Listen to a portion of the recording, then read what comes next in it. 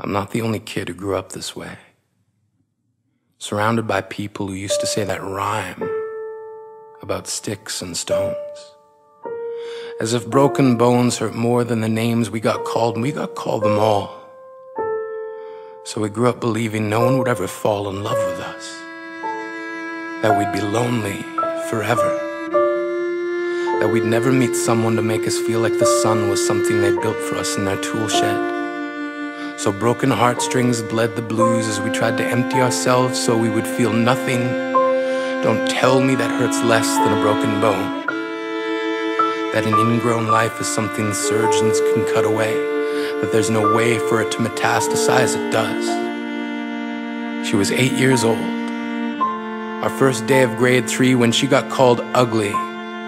We both got moved to the back of class so we would stop getting bombarded by spitballs. But the school halls were a battleground where we found ourselves outnumbered day after wretched day. We used to stay inside for recess because outside was worse.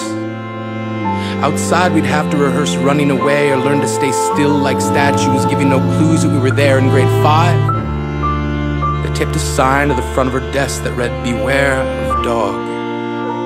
To this day, despite a loving husband, she doesn't think she's beautiful because of a birthmark that takes up a little less than half her face. Kids used to say she looks like a wrong answer that someone tried to erase but couldn't quite get the job done. And they'll never understand that she's raising 2 kids whose definition of beauty begins with the word mom. Because they see her heart before they see her skin. Because she's only ever always been amazing. As if depression is something that can be remedied by any of the contents found in a first aid kit. To this day, he is a stick of TNT lit from both ends. He remains a conversation piece between people who can't understand. Sometimes being drug-free has less to do with addiction and more to do with sanity. We weren't the only kids who grew up this way. To this day, kids are still being called names. The classics were "Hey stupid," "Hey spaz." Seems like every school has an arsenal of names getting updated every year. And if a kid breaks in a school and no one around chooses to hear, do they make a sound? Are they just background noise from a soundtrack stuck on repeat when people say things like kids can be cruel? Every school was a big top circus tent, and the pecking order went from acrobats to lion tamers, from clowns to carnies. All of these miles ahead of who we were freaks. But when we finally decide to smash all the things we thought we used to be, and if you can't see anything beautiful about yourself, get a better mirror. Look a little closer. Stare a little longer.